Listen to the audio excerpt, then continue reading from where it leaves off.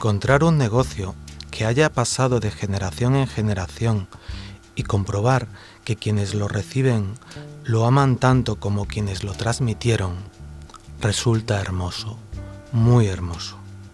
Por eso quisimos que Manuel Díez del Río, uno de los actuales propietarios del balneario de Tolox, nos contara la historia de este lugar y cómo el amor por este sitio pudo vencer las vicisitudes que fueron apareciendo por el camino.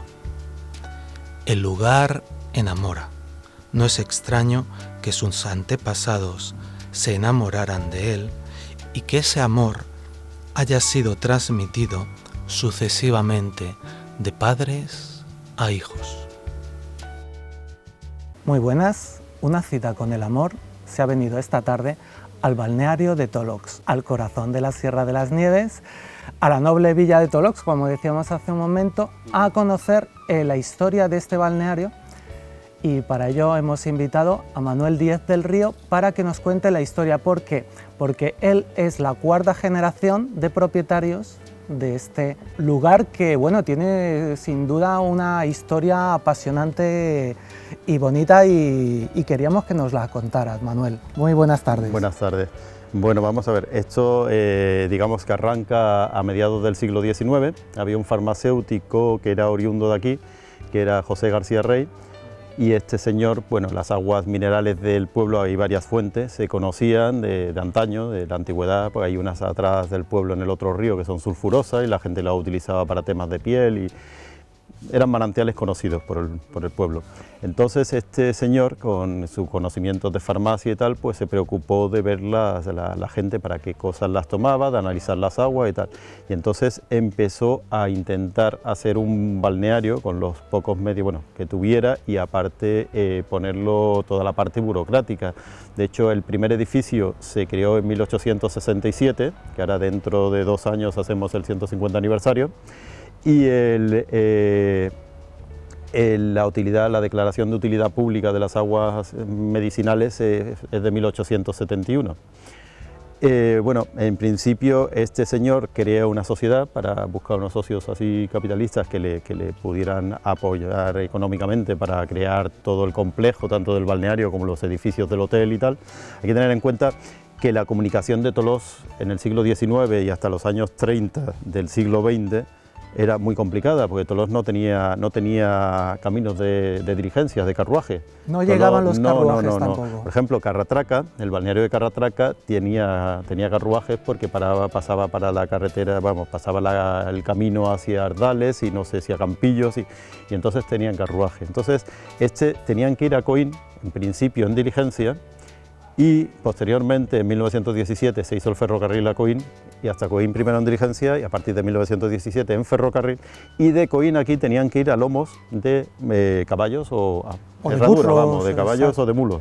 De hecho, iban en unas cosas que le llaman jamugas. Tenemos ahí una antigua que apareció en la última obra, que es una especie de sillita que va sentado, digamos, de lado en la mula o en el caballo. E iban desde Coín hasta aquí, que debían de ser como 4 horas de camino a lomos de... Cosa que es bastante incómoda, entiendo.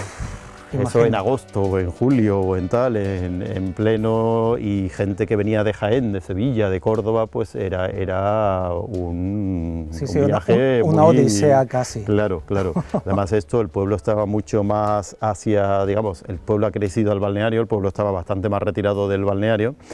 Y bueno, esto era como estar en un sitio perdido digamos, de la civilización, ¿no? Aquí muy encerrado, estaba solo lo que era el hotel, que se llamaba Fonda del Campo, y el balneario, y todo lo demás eran huertas o naturaleza, la montaña, ¿no? Sin más. Sin embargo, vemos una vegetación magnífica, claro, unos árboles... Sí, porque está la original y todo lo que se ha ido poniendo después. O sea, está la original de cuando se hizo el hotel en el siglo XIX, son árboles centenarios, algunos con cerca de 150 años, más todo lo que se ha ido. Aquí no se corta un árbol, al revés, se repone y se... Entonces tenemos yo creo que del entorno de la zona, por lo menos nuestra, uno de los sitios de arboleda más digamos, más exuberante. la gente le llama mucho la atención. Aquí en Andalucía, que desgraciadamente somos muy arboricidas y parece que los árboles y lo verde nos estorba, tenemos aquí un pequeño pulmón que la gente que viene de otros sitios de Andalucía y tal se queda muy maravillada. Además que la gente que viene aquí en verano, porque este es un sitio de vacaciones también para algunas personas, claro. Aquí no hace calor en verano. Bueno, vamos a ver. Bueno. Hace calor, como en todos lados, estamos en Andalucía, esto está a 325 metros, no que la gente piensa que estamos en la Sierra de las Nieves, pero estamos en el fondo del valle, ¿no? Hace calor. Sí es cierto que aquí en el conjunto con respecto al pueblo, puede haber en verano una variación de 4 o 5 grados, pero por la arboleda. Hay diferencia, o sea, bajas al pueblo, en las calles a pleno sol, tal, pues te está dando el calor normal de cualquier sitio que estás al aire libre, a la solanera del verano. Aquí llegas y tienes todo este manto verde que te protege y parece que no te hace un microclima. Me hablabas del farmacéutico en un principio, pero ese señor busca esos capitales, esos empresarios que puedan invertir una cantidad notable de dinero. Eso es. ¿Y qué ocurre luego? Bueno, crean una sociedad, en principio son 3 socios, él y 2 más. Uno precisamente era de Coín, que era no me acuerdo el nombre, era Lomeña de apellido. Y entonces crean la compañía García, que este farmacéutico era García Rey, García y Lomeña, crean la sociedad. Funciona al principio, bueno, pues eso, con la gente que viene tal, no viene excesiva cantidad de gente. En el siglo XIX es que se pusieron muy de moda, entonces no había turismo, el turismo prácticamente era, bueno, los que iban a la playa San Sebastián y el turismo de balnearios, que era además, digamos, un poco las clases pudientes de, como pasaba en Carratraca, que iba María Eugenia de Montijo y tal, ¿no? Entonces muchos eran gente pudiente, incluso nobles y tal, que venían a hacer turismo de salud.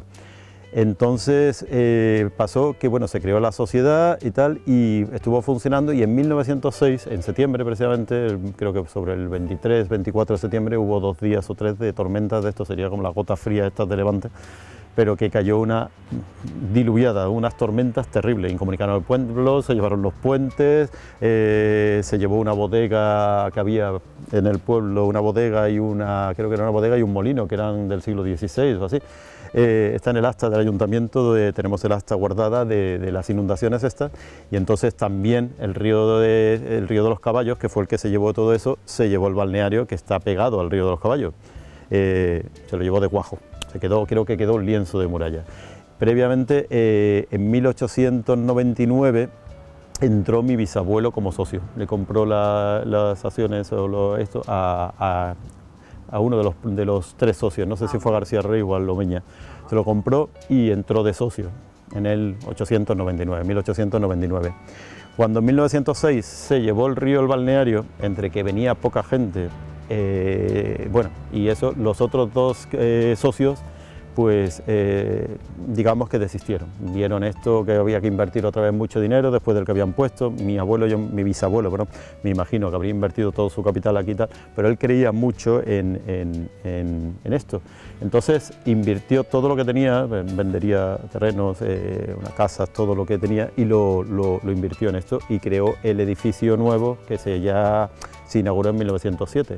De hecho, yo creo que el balneario en sí ha tenido dos años críticos, que uno fue 1906 y el otro fue 1936 con la guerra, pero de hecho yo creo que ninguno ha estado del todo cerrado, porque en 1906 se lo llevó el río con la tormenta, pero fue en septiembre.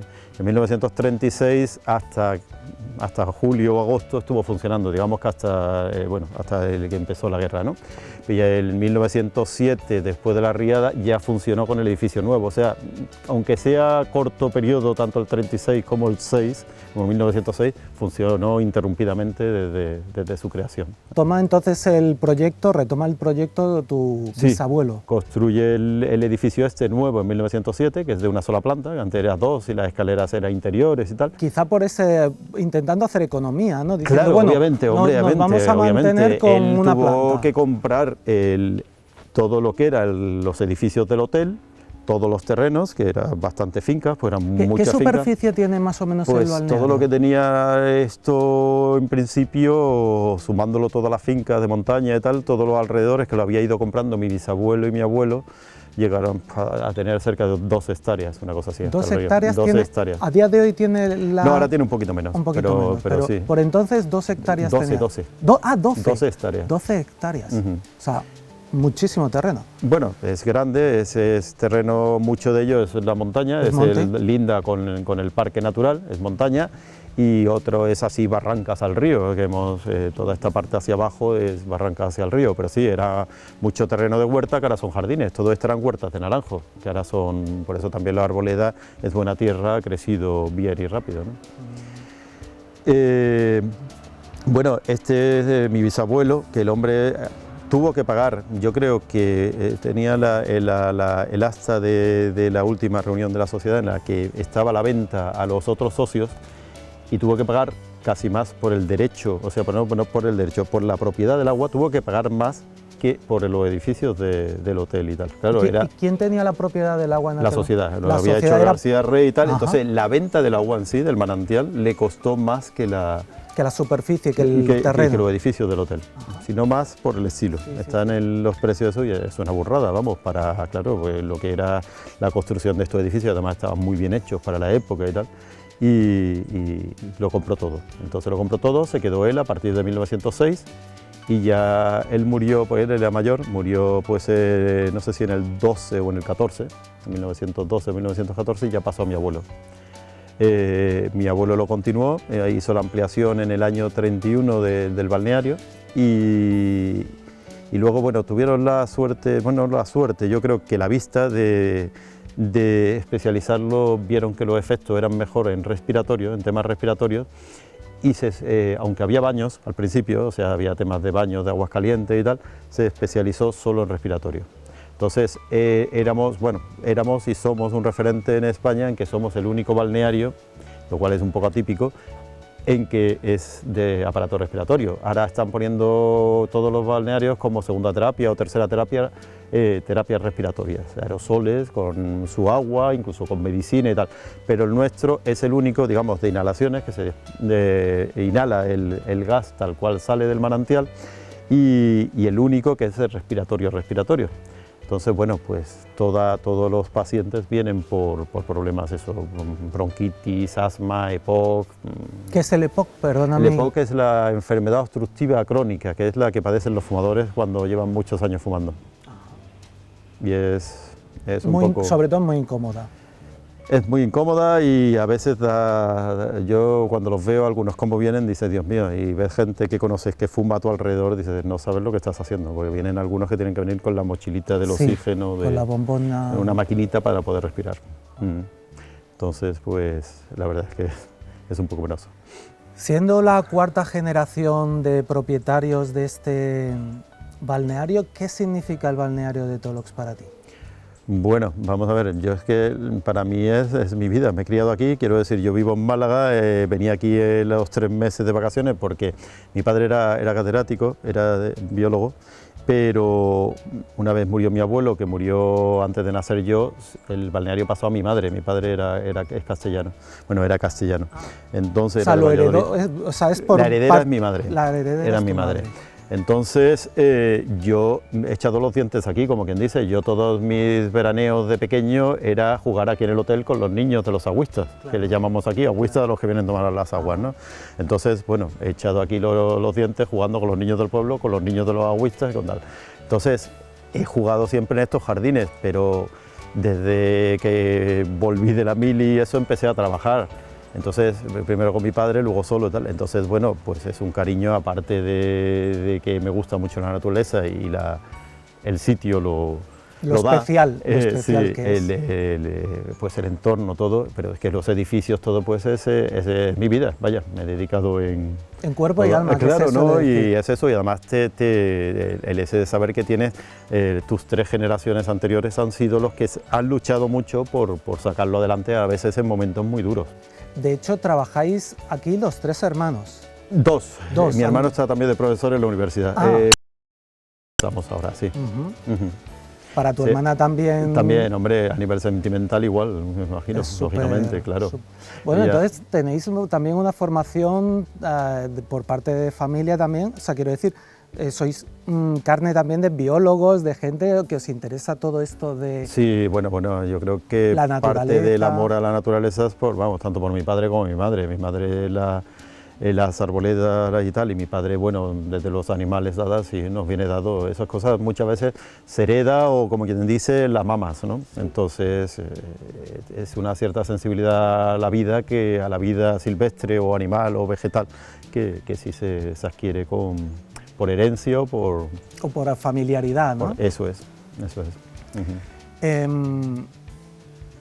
¿Viene gente de toda Andalucía? ¿Qué experiencia tienes en ese sentido? Vamos a ver, viene principalmente el porcentaje más grande, lógicamente, de Andalucía. Viene mucha gente de la Almería, de la parte de, digamos, de, ¿cómo se llama esto?, de Ejido, la zona de Invernadero. Padece mucha gente problemas de bronquio, yo creo que antes por los pesticidas y tal. Hay muchísima gente de esa zona, del Ejido, entre Roquetas, el Ejido y tal, muchísima gente hasta la zona de Adra. Luego viene mucha gente de Sevilla, la provincia de Córdoba, también de Jaén.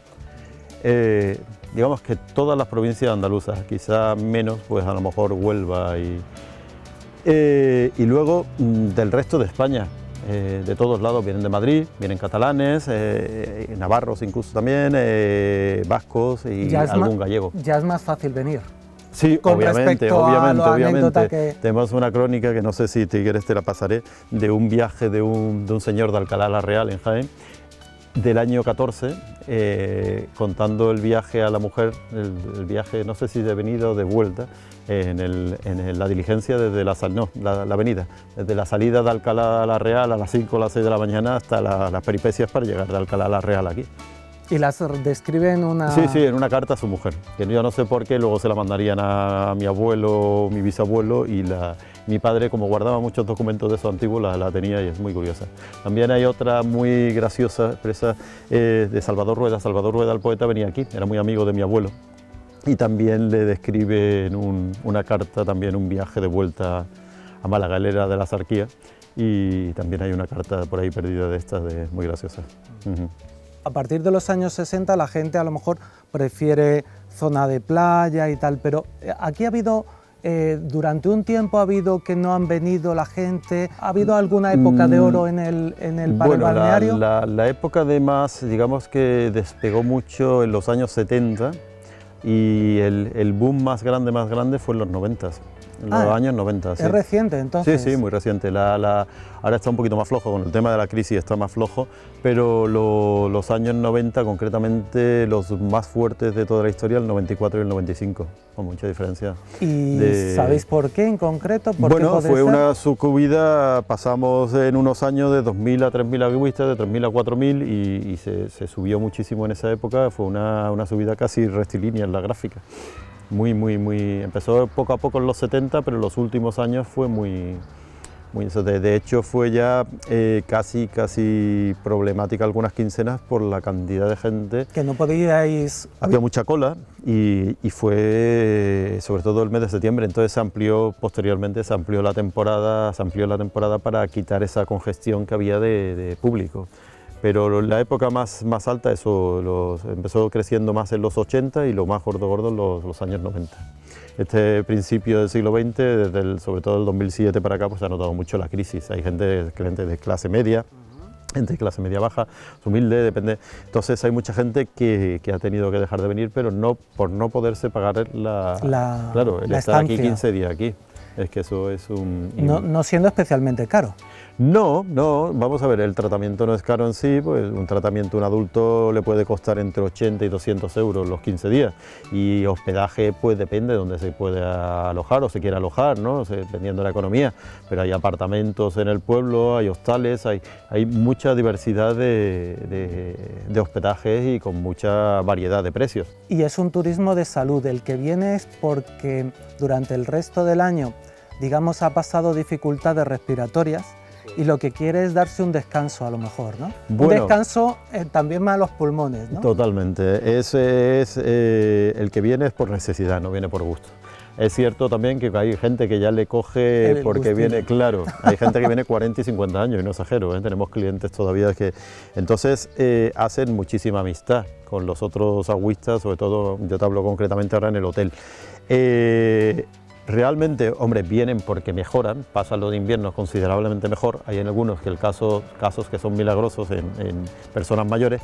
Y luego tenemos los niños, que en los niños sí los efectos son mucho extraordinarios. más, claro, incluso de curación, casi digamos que un porcentaje total en muchos. Les pilla en fase de crecimiento, en una fase muy buena y eso. De hecho, tenemos también gente que han venido ellos de pequeños y ahora traen a sus niños, incluso gente que viene con sus nietos y venían ellos hace 60 años aquí a Inalar. Y están viniendo ahora a acompañar a nietos y tal. Desgraciadamente estas cosas también son hereditarias. También son hereditarias. Sí. Los temas de muchas veces de alergia, de asma y de tal, muchas veces son hereditarias. Y los pueden tomar los niños a partir de los 9 años.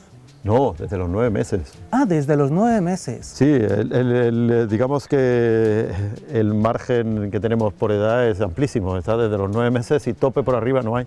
Teníamos, que este año no ha venido, en los apartamentos que tenemos ahí arriba, teníamos una señora que venía con el yerno y su hija, y esta señora cumplía aquí años en septiembre, y esta señora cumplió el año pasado aquí 106 años, yo creo que sería era una señora, vivía en Fujirola, pero era de Mijas Pueblo.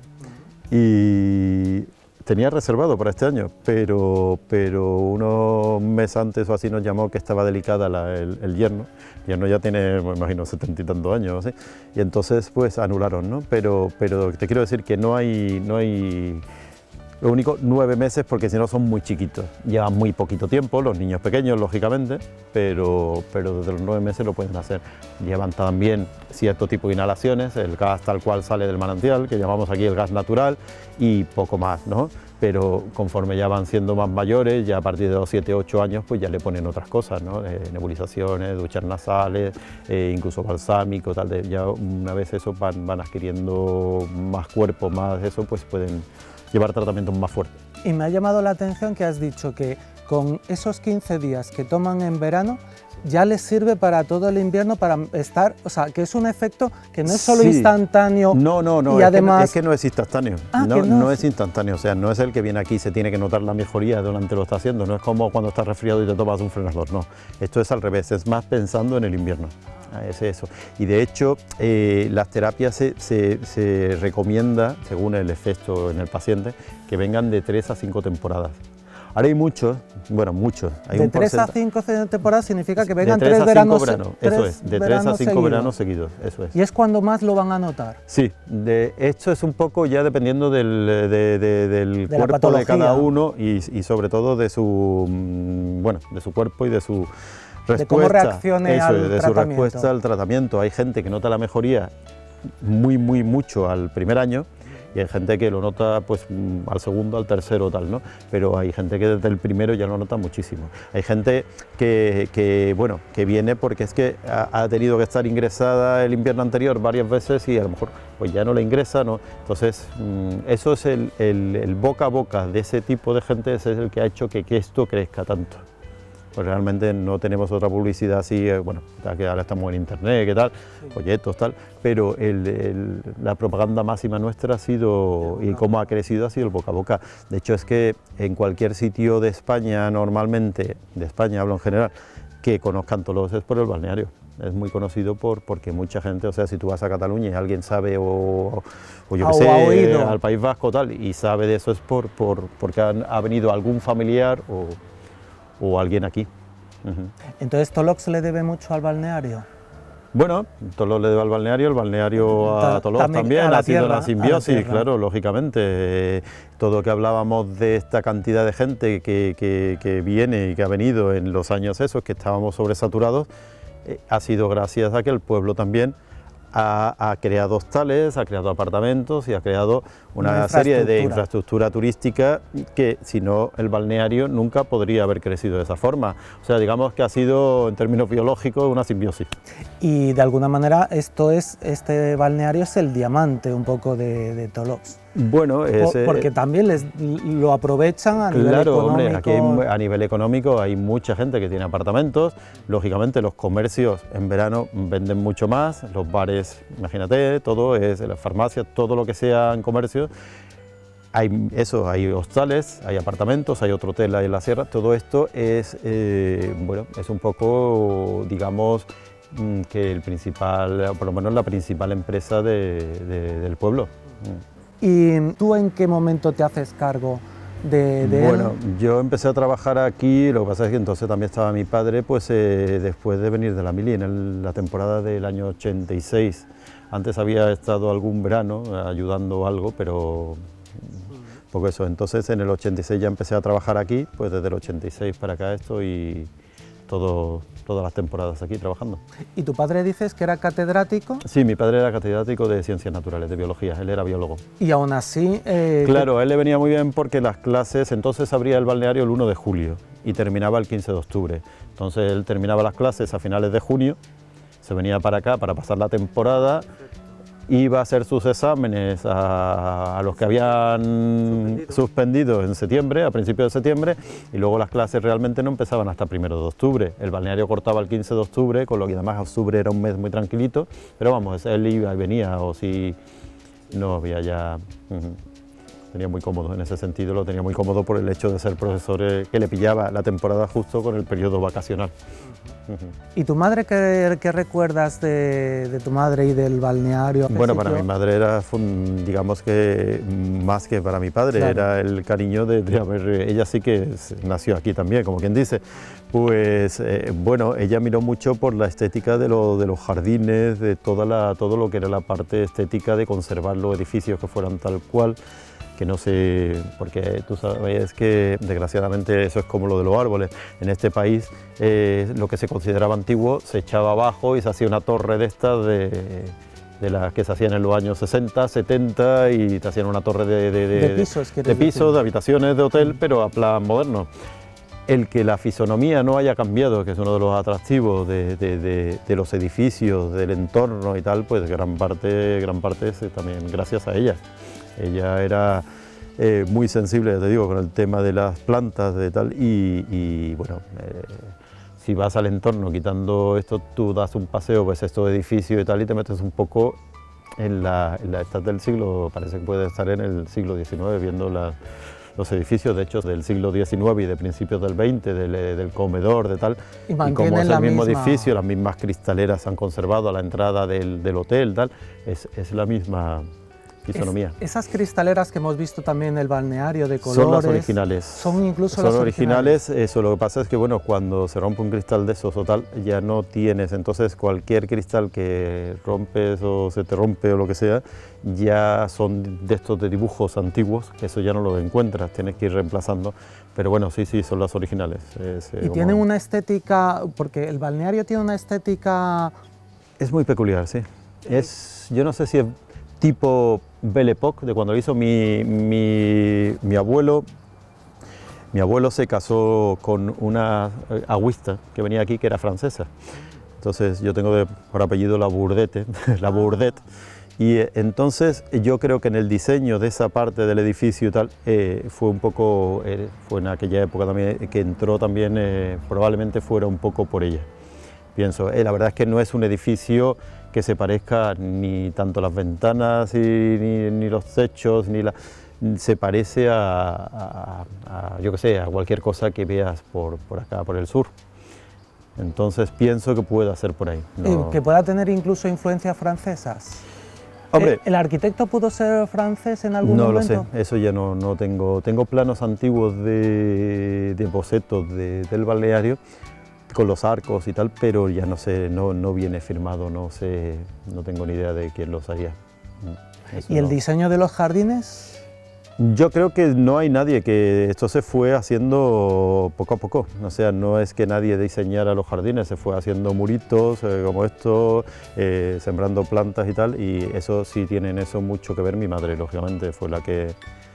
pues estos muros y toda esta parte de jardines son de los años 60. En principio mi abuelo hizo el edificio poco antes de morir, pero toda la parte de ir ganándole a la huerta jardinamiento, digamos, fue por parte de mi madre también. Y aquí tenemos otro edificio. Esta es una capilla. Hay un retablo ahí que era de la casa de mi bisabuelo, es bastante antiguo, vino de Junquera, mi bisabuelo era de Junquera, del río Comitre, se llamaba.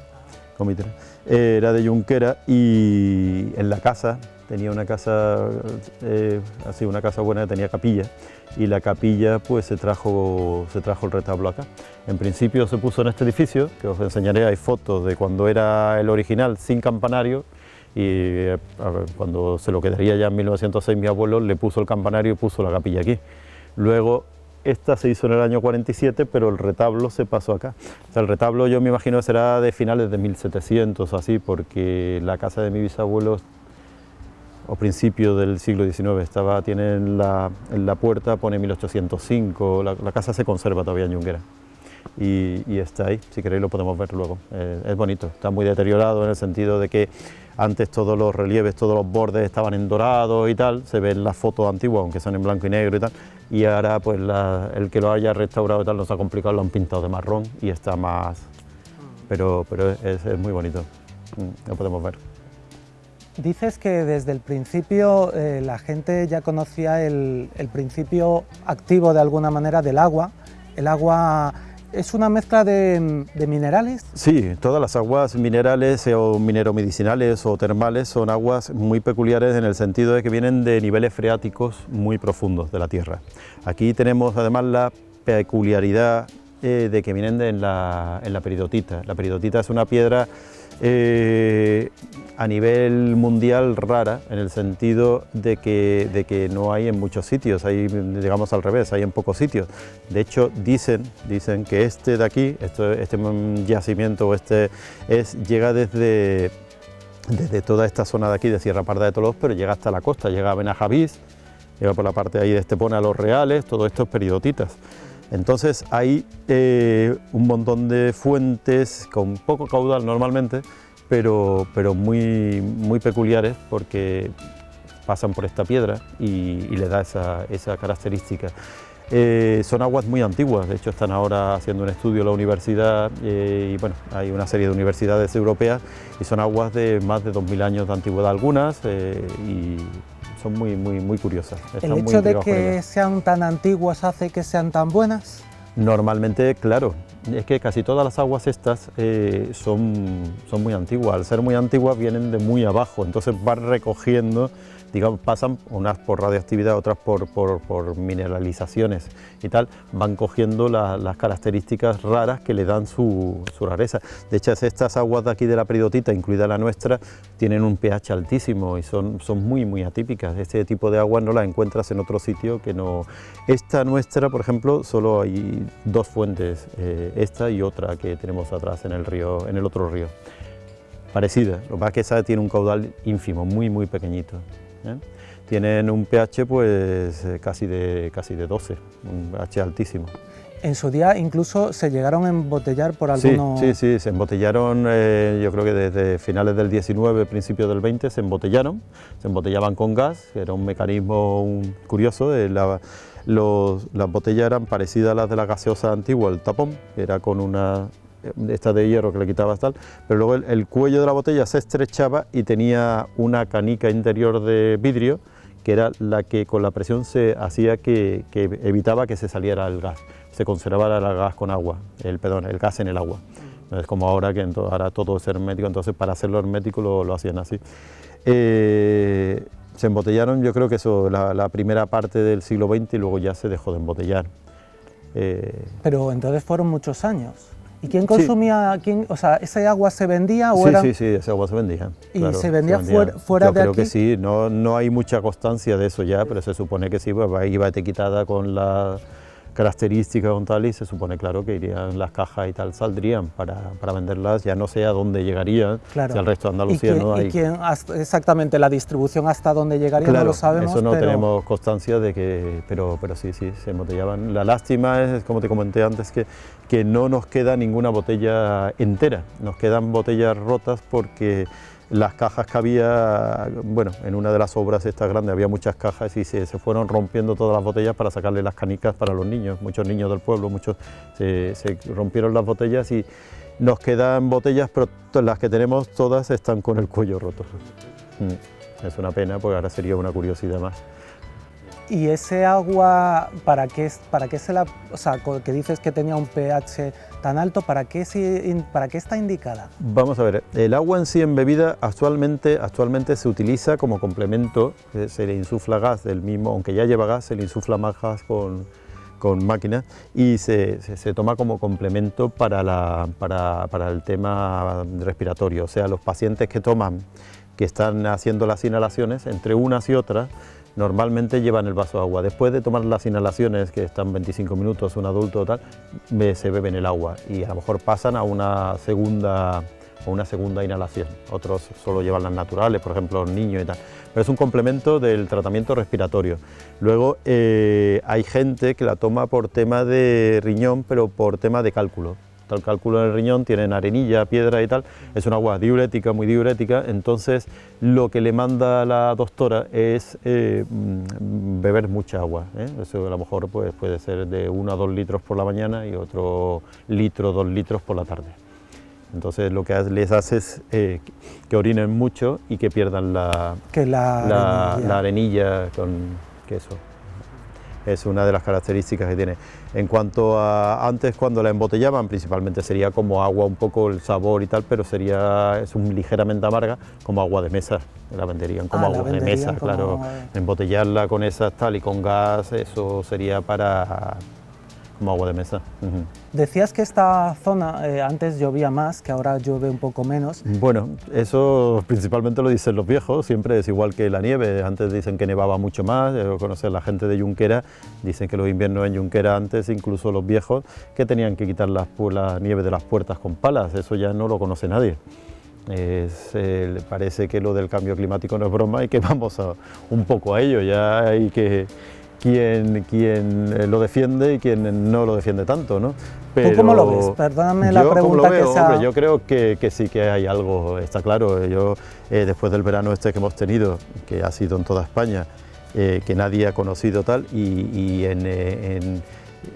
decían el 2003 y este año han sido los históricos más altos en temperaturas continuadas, que desde, yo qué sé, 70 años, lo que haya constancia, que aquí la empezamos tarde a medir temperaturas en España, los dos sean en el siglo XXI y esos los dos máximos, pero la mayoría estén en estos 15 años que llevamos, te está diciendo que, lógicamente, además te están diciendo la temperatura, esta media de este verano ha sido 1,5 grados, un tal que más que la media normal.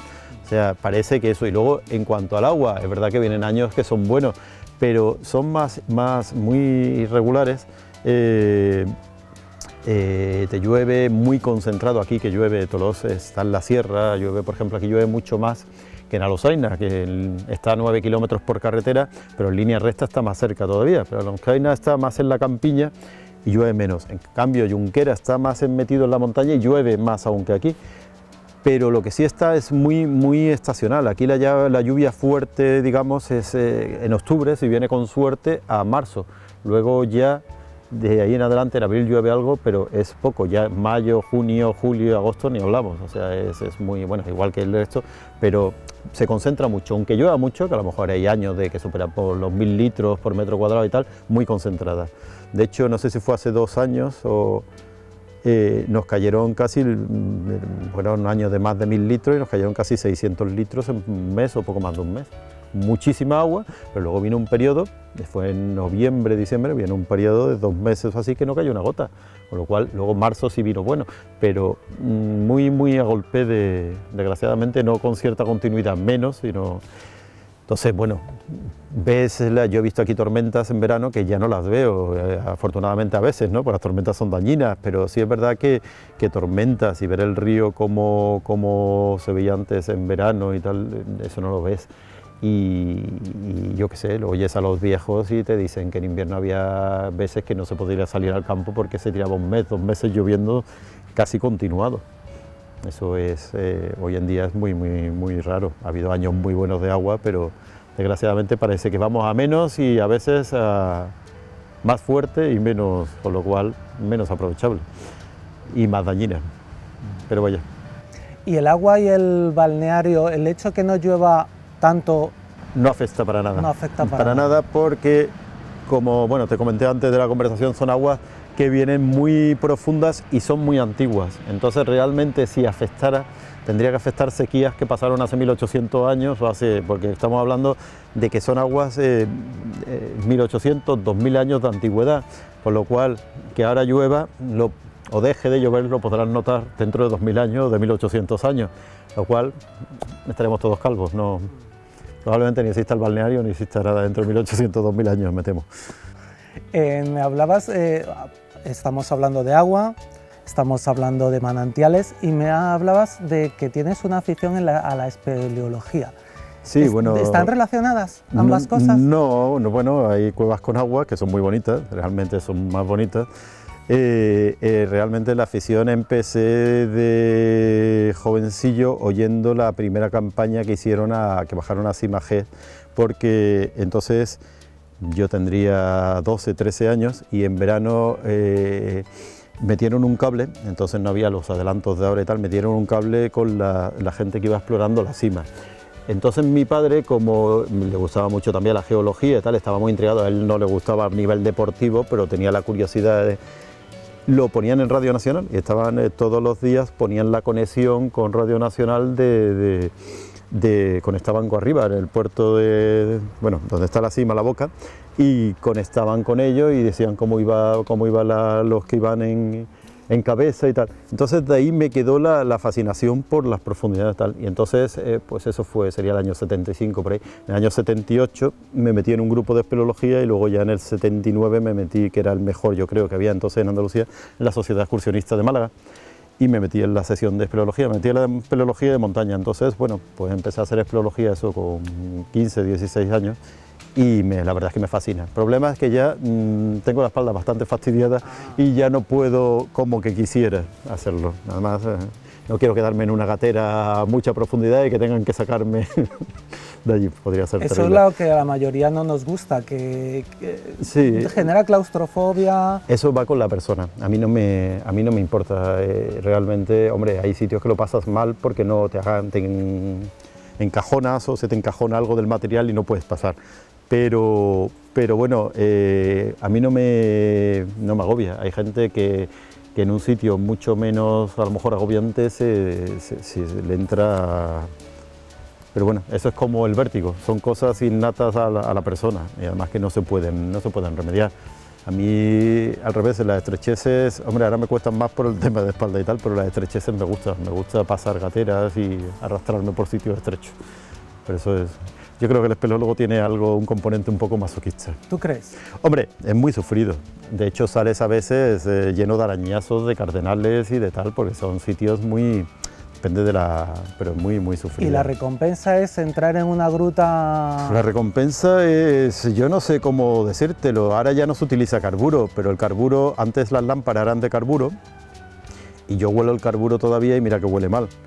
Y yo no sé si es adrenalina o qué me hace segregar, pero es que me recuerda vamos, a mí no me desagrada, huele muy mal, pero no me desagrada porque me recuerda toda mi juventud y mi esa de las cuevas.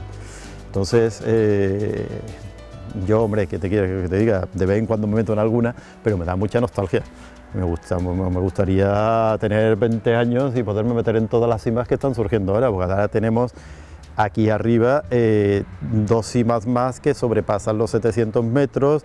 Hay un grupo aquí en Tolox que afortunadamente estoy con ellos y son amigos míos, que han encontrado una que ahí por el Picacho, que tiene una sala que dicen que es la más grande de Andalucía. Yo no lo he podido ver, llega a unos 500 metros de profundidad y es una sala inmensa. Entonces, todas esas cosas, pues ya dices, bueno, ya me viene tarde, ¿no? Me hago alguna cimita, alguna cuevecita, estoy metiendo a mi hijo, pero no es lo mismo, ya te da pena no poder, por eso, pero ya estás limitado. ¿Tu hijo heredará el...? Bueno, balneario? de momento son 3 descendientes, mi hermana tiene 2 niños y mi hijo, ya lo que harán o no harán los adolescentes. Alguno esperemos que sea la quinta, que alguno se haga cargo. ¿Cómo ves el futuro del balneario?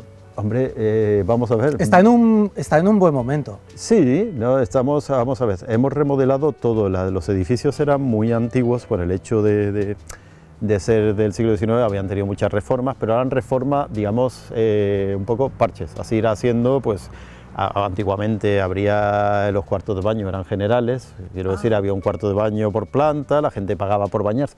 En el siglo XIX y principios del XX la gente no es que fuera guarra, pero había otras costumbres y era la palangana en la habitación tal y se lavaban como se lavaran, yo no sé ni cómo se lo hacían, pero bueno. Entonces había unos baños generales y pagaban, bañeras grandes tal, y pagaban por el baño, por el uso del baño. Posteriormente, lógicamente, se fueron haciendo cuartos de baño tal, hasta ir dejando paulatinamente todo el hotel, que todas las habitaciones tuvieran su baño.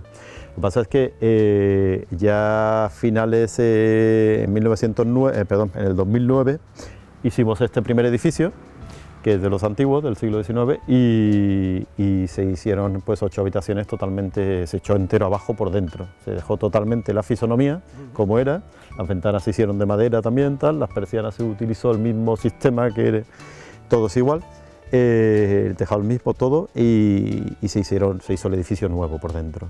Y en el 2012 hicimos el principal.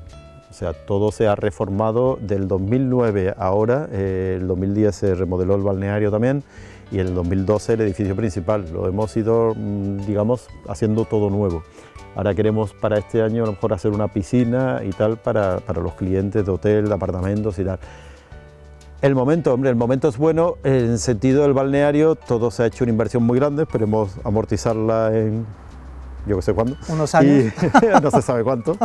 Y tal, pero el momento es malo en el sentido de que digamos que hay una crisis que se está afectando. Hombre, esperemos una crisis económica que esperemos que sea temporal, si no nos cortaremos las venas todos. De todas maneras, tú decías que como el cliente también es un cliente que necesita, supongo que a lo mejor algunos preferirán quitarse otras cosas que no su estancia a lo mejor en el balneario. Eso es cierto también. Muchos renuncian a otras cosas antes que a venir aquí. Pero también es verdad que hay gente joven que está en paro con niños tal, que no pueden, porque no pueden, y gente mayor, pensionistas con pensiones bajas, que están ayudando a hijos, nietos a salir adelante. De eso tenemos mucho, incluso algunos que te lo dicen claramente, muy apenados, porque son clientes muy fieles y tal, pero es que no pueden.